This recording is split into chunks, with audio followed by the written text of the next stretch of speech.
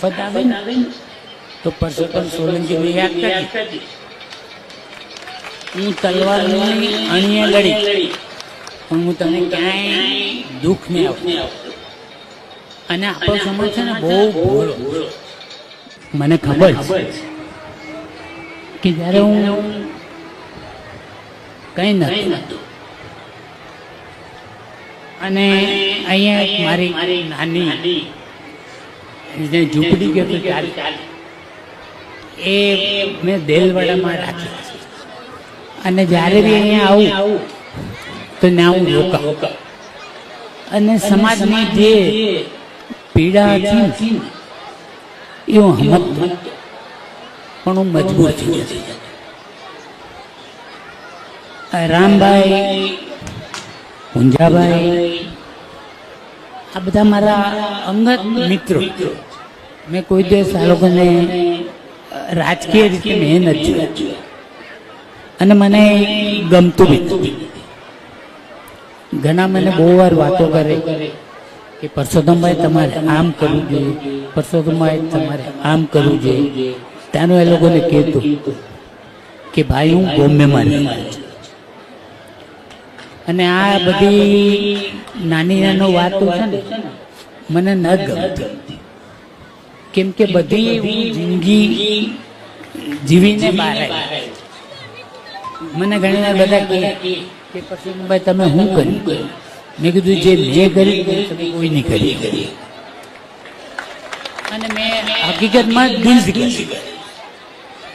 ઘણી વાર બધા મને કહે ને ત્યારે હું તાજુબથી વાત કરતો કે મેં જે જિંદગી જીવી એમાંની તમે કોઈ જિંદગી જાઓ ને તો તમે વિચાર કરશો કે પરસોત્તમભાઈ જે કહેતા હતા ને સાચી વાત. અને હજી બી હું તમને એ જ કહું કે પરસોત્તમ સોલંકી જીવવું હોય ને તમારે તો પરસોત્તમ સોલંકીને લાઈફ જીવો. મેં જે જિંદગી જીવો અને મેં કેસેટ બી મારી તમારે જોયે તો એ કેસેટ જોઈ. એમાં મેં બધી મારી હિસ્ટ્રી મારી પર કેવી વીતી, હું સમાજને કેમ આગળ આવતો, સમાજ કેવો દુઃખી થતો. પણ હું કોઈ દિવસ સમાજને કહેતો નહીં. હું હાકલાને પડકારા કરતો અને સમાજને કહેતો કે કોઈએ ડરવાની જરૂર નથી. આ સમરખાઓ બહુ આવીને ગયા અને મેં બધાને અમે લડત કરી. જ્યારે મેં ગોળીઓ ખાધી ને ત્યારે મારી બાજુમાં કોઈ નહોતું પણ ત્યારે હું હારો નહોતો.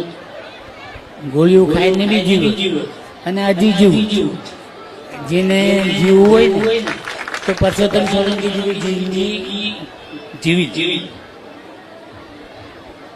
ઘણી વાર વાત કરું ને તો હું કહેતો અને હજી કહું. માફ કરજો મારું ગળું બહુ ખરાબ પણ હું હંમેશા કહેતો કે ઝૂંપડીએ કોક તો જાજો એના મહેમાન તો આશરો એનો આવનાનો ને એ ભાઈ દુઃખ સુણે ત્યાં જોને માથડા દેતા આખું કુળ થાશે કુરબાન. ઝૂંપડીએ જાજો એના મહેમાન.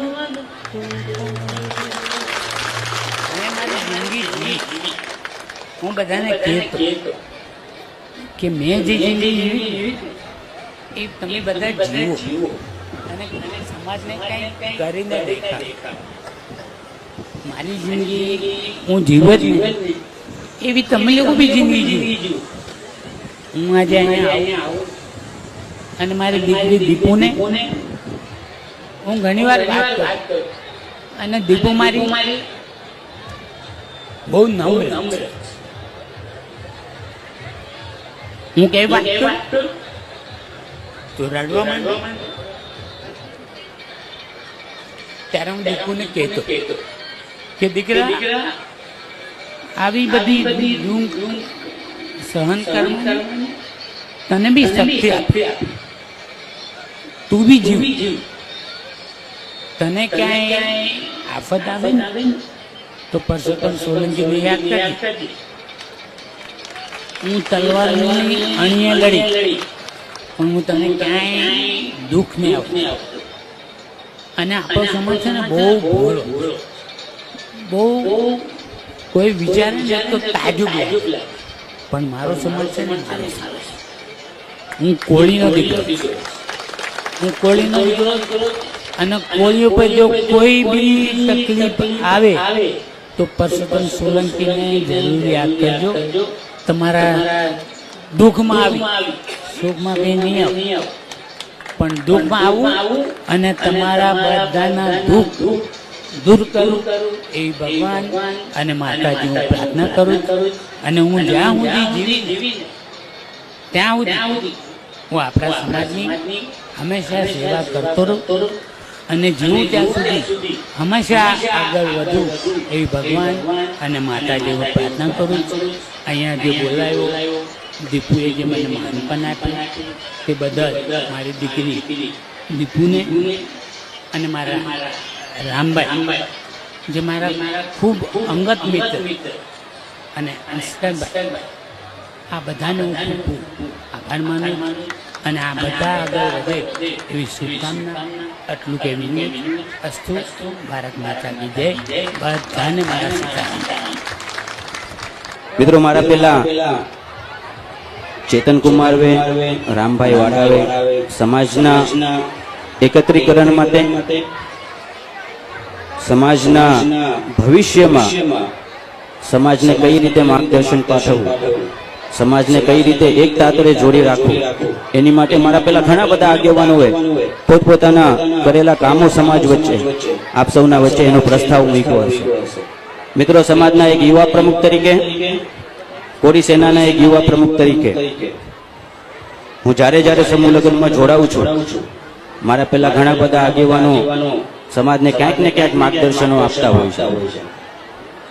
પણ ખાસ આજની તારીખમાં અને છેલ્લા વર્ષોથી જે સમાજ વચ્ચે હું રહું છું, સમાજના નાના મોટા પ્રશ્નોને વાચા આપીએ છીએ, સમાજના નાના મોટા કાર્યમાં અમે હંમેશા એમના સહભાગી બનીએ છીએ. ત્યારે હું ખાસ કરીને મારા યુવાનોને એક મારી નમ્ર અપીલ કરું છું, એક સમાજના દીકરા તરીકે, સમાજના એક યુવા પ્રમુખ તરીકે નહીં મિત્રો, સમાજના એક દીકરા તરીકે. વર્ષો પહેલા મારા બાપુજી એમ કહેતા કે સમાજ રાજકારણમાં હોવો એ સારી વાત છે, પણ સમાજના અંદર રાજકારણ હોવું ને એ કતઈ સારી વાત નથી. કારણ કે સમાજ એ આપણને મંચ આપે છે. આ સમાજ છે ને એ આપણને આ મંચ આપે છે. આ સમાજ આપણને ચાહના આપે છે. ત્યારે સૌ પ્રથમ પહેલો કર્તવ્ય સમાજના યુવાનોનું છે તો એ છે સામાજિક સંગઠનોને વધુમાં વધુ મજબૂત કરવા. મિત્રો, હું આ જાહેર મંચ ઉપરથી કહું છું અને ઘણા બધા મંચમાંથી મેં કીધેલું છે, ફક્ત અને ફક્ત 18 વરણમાંથી એક મારો કોળી સમાજ એવો હશે જે દૂધમાં સાકર ભરે ને એમ તમામે તમામ 18 વરણ હારે ભરીને રહેતો હશે. અમે ક્યારે કોળી સમાજના કોઈ પણ આગેવાન હોય, કોઈ પણ દીકરો હોય, એની ક્યારે પણ અમે કોઈ દિવસ એવી રીતના નથી સાંભળ્યું કે સમાજનો ક્યાંય રોષ હોય. કોઈ ગામડામાં મારો સમાજ વસતો હોય, મારા સમાજના કારણે કોઈ બીજી જ્ઞાતિઓને કોઈ મન દુઃખ થયું હોય, કોળી સમાજે હંમેશા 18 વરણ સાથે સંકલન રાખ્યું છે. અને આજે સમાજના દીકરા તરીકે હું આપ સૌને કહું છું કે એ સંકલન અને એ સામાજિક સંગઠનોમાંથી આપણે શીખવાનું છે. કોળી સમાજ ખૂબ મોટી સંખ્યામાં છે. સમગ્ર ગુજરાતમાં મોટામાં મોટું સંખ્યા આપણી કોળી સમાજની હશે. પણ મિત્રો, જ્યારે સમાજ ઉપર કઈ બનાવ બને ને ત્યારે ઘણીવાર આપણે સોશિયલ મીડિયામાં લખતા હોઈએ છીએ, ઘણીવાર આપણે એવું બતાવતા હોઈએ છીએ કે ભાઈ જોયું સમાજમાં આવો બનાવ બન્યો, સમાજમાં આ રીતે થયું. પણ સમાજના એક દીકરા તરીકે, એક નાગરિક તરીકે આપણી જવાબદારી શું? ખાલી સોશિયલ મીડિયામાં લખી અને એનો પ્રચાર કરીને મૂકી દેવો એ આપણી જવાબદારી છે? નહીં મિત્રો. આપણી જવાબદારી છે કે વધુમાં વધુ સમાજના સંગઠનોને શક્તિશાળી કઈ રીતે બનાવી શકીએ, સમાજને મોટી સંખ્યામાં કઈ રીતે ઉપયોગી થઈ શકીએ, સમાજની આખી સાંકળ કઈ રીતે ભેગી કરી શકીએ ને, એ આપણો સૌ પ્રથમ પેલો ધર્મ હોવો જોઈએ. આપણે હરેક વર્ણમાં જોઈએ છે, ક્યાંક કોકની ત્યાં શૈક્ષણિક સંકુલ બનતું હશે, ક્યાંક કોકની ત્યાં આઈપીએસ આઈએસ ને બનાવવા માટે સમાજ ભેગો થઈ અને તાકાત કરતું હશે, ક્યાંક કોકની સીટ માટે સમાજ ભેગો થઈ અને નામ દેતું હશે. તો મિત્રો આપણા સમાજમાં શા માટે નહીં? મારી પાસે તો દાખલા સાથે છે. જ્યારે પુરુષોત્તમભાઈ સોલંકી 1995 આવ્યા અને 1998 રાજકારણમાં જોડાયા, ત્યારે સૌ પ્રથમ પહેલા આખા ગુજરાતમાંથી 3 સીટ માંગી હતી. 3 સીટ માંગેલી. એ એક આપણી ભાવનગર ભોગા, ઉના રામભાઈ વાળા અને રાજુલામાં હીરાભાઈ સોલંકી. 1998 હું આપને બતાવું છું. આપણે જેને ભીષ્મ પિતામહ તરીકે માનીએ છીએ ને કે ભાઈ સમાજના ભીષ્મ પિતામહ છે, તો એ ભીષ્મ પિતામહ આવે સમાજ માટે શું કર્યું એનું હું એક આપને શ્રેષ્ઠ ઉદાહરણ આપું છું. સૌ પ્રથમ પહેલા જયારે ઇલેક્શન લડ્યા ત્યારે 3 ધારાસભ્યને સાથે લઈને ગયા. બીજી વાર જયારે ઇલેક્શન લડ્યા 2003 ત્યારે 7 ધારાસભ્ય ગુજરાત સરકારમાં સ્થાપિત કર્યા. એના પછીની ટર્મમાં 13 ધારાસભ્ય ગુજરાત સરકારમાં સમાજના સ્થાપિત કર્યા. એની પછીના ટર્મમાં 17 ધારાસભ્ય ગુજરાત સરકારમાં સ્થાપિત કર્યા. મારી યારે આંકડા સાથે એનો પુરાવો છે કે આ સમાજના ભીષ્મ પિતામહ હવે સમાજની તાલુકે તાલુકે સંગઠનો બનાવી અને આ ધારાસભ્ય અને આપણી સમાજની એક સીટ નિર્ણાયક કરી કે ચાહે તળાજા હોય કે પાલીતાણા હોય કે ઉના હોય કે રાજુલા હોય, એ ફક્ત ને ફક્ત કોળી સમાજનો ઉમેદવાર જ જીતી શકે ને, તો એનો શ્રેય આ પુરુષોત્તમભાઈ સોલંકીને અને સમગ્ર કોળી સમાજને થાય છે. મિત્રો, ભવિષ્યના દિવસોમાં હજી ઘણું બધું એવું કરવું છે, પણ આખા ગુજરાતમાં આટલી મોટી સંખ્યામાં સમાજ હોય તો કોઈ એક આગેવાન કોઈ દી એને પૂરું પાડી શકવાનો નથી. સમાજનું સંગઠન સૌ પ્રથમ પહેલા આપણી માટે સર્વપ્રિય હોવું જોઈએ. હું મારા યુવાનોને, મારા ભાઈઓને કહું છું, એક સમાજના દીકરા તરીકે કહું છું કે સમાજના સંગઠનને શક્તિશાળી બનાવો, સમાજના સંગઠનમાં જોડાવો અને સમાજ માટે સૌ પ્રથમ પહેલા આપણે સમાજ માટે શું કરી શકીએ છીએ ને એ આપણે વિચારો. અને સમાજને બને એટલું બધી રીતે, આર્થિક રીતે, સામાજિક રીતે, રાજકીય રીતે, શૈક્ષણિક રીતે સમાજને જો સદ્ધર કરી શકવા હોય અને સમાજની જો નામ બોલા રાખવી હોય ને, તો સામાજિક સંગઠન સૌથી પહેલા શક્તિશાળી કરવા જરૂરી છે.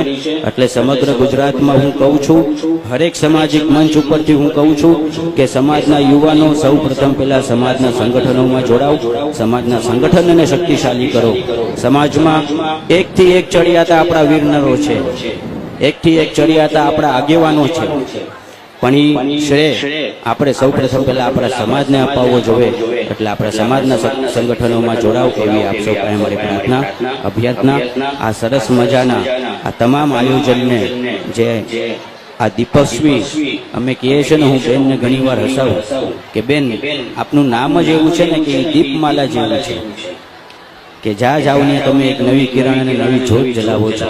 એ દીપાબેનને, બાબુભાઈ સોલંકીને, મનોજકુમારને, મહેશકુમારને, અમારા પ્રમુખ પ્રવીણભાઈને, ભાવેશભાઈને, સમગ્ર આ કાર્યક્રમને સફળ બનાવવા માટે તમામ આખી ટીમને હું સમાજના યુવા પ્રમુખ તરીકે, સમાજના દીકરા તરીકે કોટી કોટી વંદન કરું છું.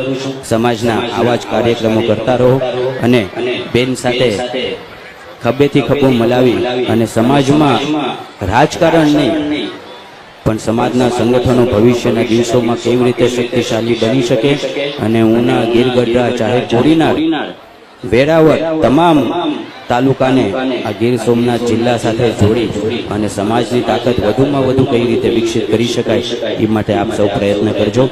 આટલું કઈ મારા વક્તવ્યને વિરામ આપું છું. આપ બધાને મારા અને ભાઈ શ્રી પુરુષોત્તમભાઈ